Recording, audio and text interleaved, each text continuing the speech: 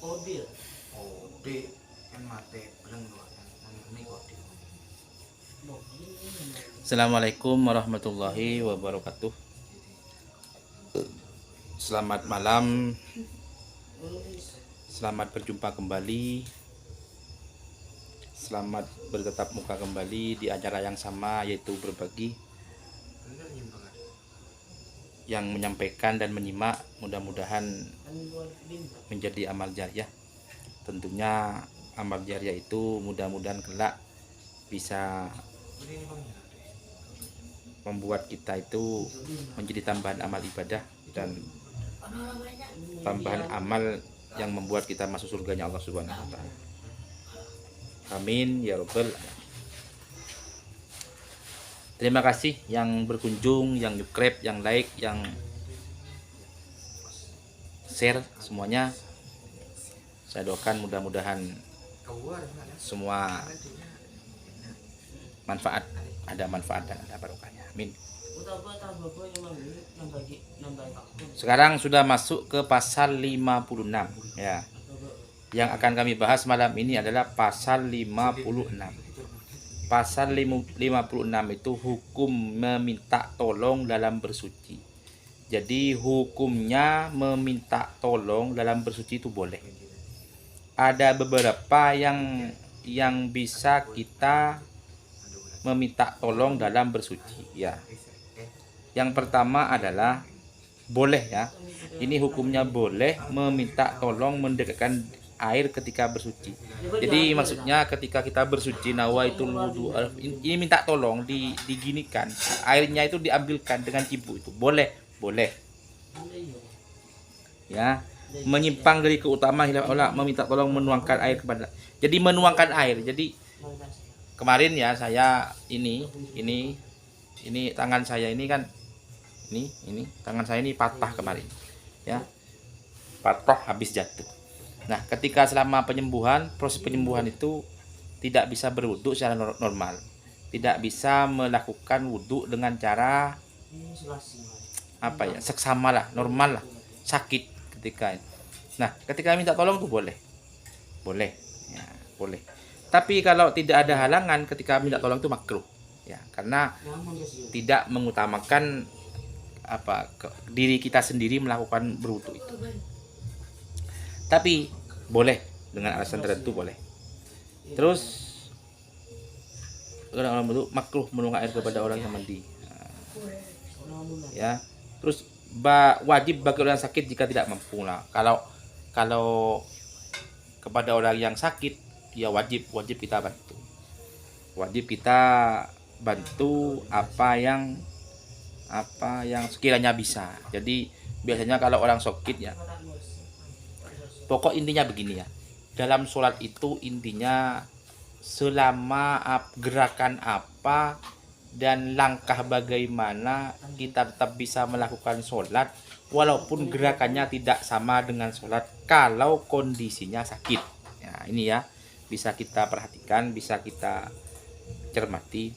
Jadi melakukan sholat itu dengan gerakan langkah seperti apapun, caranya mungkin keliru, tidak seperti biasanya, itu boleh kita lakukan kalau ketika kita kondisi sakit. Biasanya orang yang sakit yang seperti itu ketika habis tabrakan mobil, tabrakan motor itu biasanya ketika melaksanakan sholat ya, sudah tidak karu-karuan, sakitnya minta ampun. Saya kemarin ketika patah tangan ini, mau sholat pun bingungnya minta ampun, mau mandi pun tidak bisa ya, mau duduk tasyahud awal tidak bisa, tasyahud akhir tidak bisa, mau takbir mengangkat tangan pun tidak bisa, mau rukuk pun juga kerepotan karena yang belakang ini juga sakit. Pokok ketika kita sakit tidak ada sholat itu tidak ada rukhsah. Jadi sholat itu terus kita wajib lakukan, laksanakan dimanapun dengan siapapun harus kita lakukan. Itu sholat. Ulama, kiai, ustadz, wali pun harus dan wajib itu melakukan sholat. Sampai tidak bisa berdiri harus lakukan dengan duduk. Nah, terus kita duduk tidak bisa harus dilakukan dengan tidur. Baik terlentang ke kanan, terlentang ke kiri. ke depan, pokok harus ada melakukan sholat. Bahkan orang yang mau mati saja, orang yang mau mati tapi masih ingat kalau di detik ini waktunya duhur, itu tetap wajib melakukan sholat. Dengan cara bagaimana? Dengan cara matanya ini berkedip. Nah, ya. Jadi dengan cara mata ini berkedip. Contoh, berkedip pertama mungkin takbir, Allahu Akbar. Berarti hati ini kan sudah ada niat untuk melakukan takbir, Allahu Akbar. Mata berkedip satu, Allahu Akbar. Terus yang nomor dua adalah mengangkat baca Fatihah, terus ruku, sujud. Itu pakai kedipan mata, bukan pakai gerakan berdiri, duduk, ruku, sujud, i'tidal, bukan pakai gerakan itu, tapi pakai gerakan mata. Itu masih wajib melakukan sholat, karena saking wajibnya melakukan kewajiban sholat itu. Apalagi yang masih sehat tidak melakukan sholat, apalagi yang masih punya kesempatan. Jadi kalau kita tidak sholat, apa yang mau kita bawa? Kita ini numpang kepada Allah Subhanahu wa Ta'ala. Jadi hidup ini adalah numpang kepada Allah Subhanahu wa Ta'ala. Numpang hidup ini. Jadi hidup ini jangan bangga. Mungkin jenengan bangga hari ini punya jabatan, punya harta, punya sebagainya. Oh, saya ini orang kaya.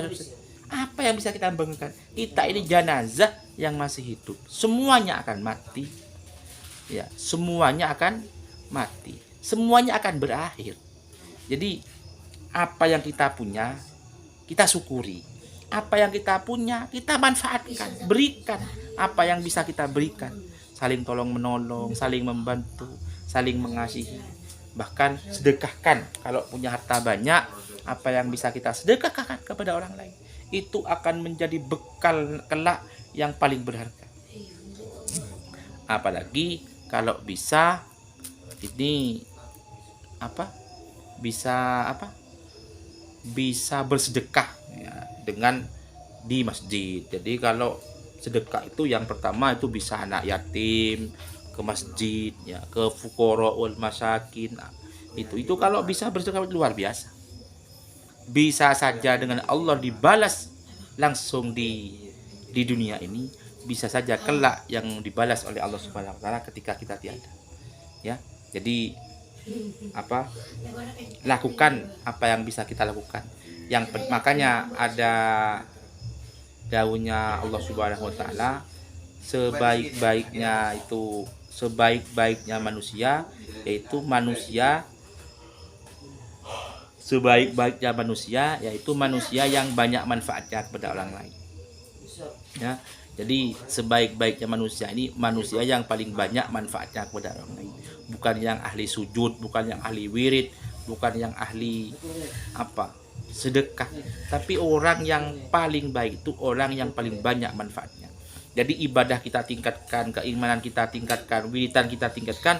Tapi bagaimana selama hidup ini, di masyarakat ini, dengan keluarga ini, dengan bangsa dan negara ini, apa yang bisa kita punya, apa yang ini manfaatkan, berikan, membantu kita sesama. Jadi sebaik-baiknya manusia bila kita banyak memberikan manfaat kepada orang lain. Kalau kita bisa memberi manfaat ke orang lain, ketika kita tiada, maka orang itu merasa butuh kepada kita. Kalau kita sudah dibutuhkan oleh orang banyak, ketika kita sudah mati, ada banyak orang yang merasa kehilangan. Nah, ini akan menjadi amal jariyah yang istiqomah, akan menjadi amal jariyah yang kelak pasti bisa membela diri kita, dan insya Allah lebih banyak akan dihadiahi surga oleh Allah Subhanahu wa Ta'ala. Mudah-mudahan kita ini termasuk dapat ridhonya Allah Subhanahu wa Ta'ala, dan semua amal ibadah diterima, dan apa yang bisa kita lakukan mudah-mudahan bisa diberikan kekuatan oleh Allah Subhanahu wa Ta'ala. Karena sejatinya hidup ini satu kali, dan hidup pun walaupun hidup satu kali dalam numpang kepada Allah Subhanahu wa Ta'ala. Mudah-mudahan manfaat, mudah-mudahan barokah. Bila ada yang mau ditanyakan, mau dimusyawarahkan, monggo. Yang penting tidak ada lain dan tidak ada bukan. Memang tujuan utama adalah berbagi ilmu. Mohon maaf, bukan saya menggurui, tapi berbagi ilmu saja. Mudah-mudahan ini manfaat dan barokah. Amin ya rabbal alamin. Terima kasih semuanya yang nonton, yang subscribe semuanya. Mudah-mudahan menjadi amal jariah yang menyimak dan menyampaikan. Amin. Terima kasih. Kami akhiri. Wallahul muwaffiq ila aqwamit thoriq. Assalamualaikum warahmatullahi wabarakatuh.